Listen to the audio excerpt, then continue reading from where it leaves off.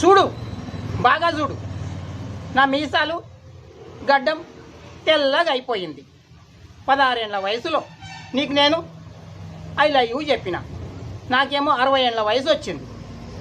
ఇప్పటి వరకు నువ్వు ఐ లవ్ యూ చెప్పలేదు అంటే ప్రపంచంలో నా అంత వెయిటింగ్ చేసే లవర్ ఎవరైనా ఉంటారంటావా? నీకు పెళ్ళి అయిపోయింది, 4 పిల్లలు కూడా ఉన్నారు. ఇప్పుడు నా మాట విను, మీ ఇంటికి వచ్చేస్తా. నీ భర్తను కసా కసా పొడిచి చంపేస్తాను. ఆ తర్వాత మనకు టెన్షన్ ఏమీ ఉండదు.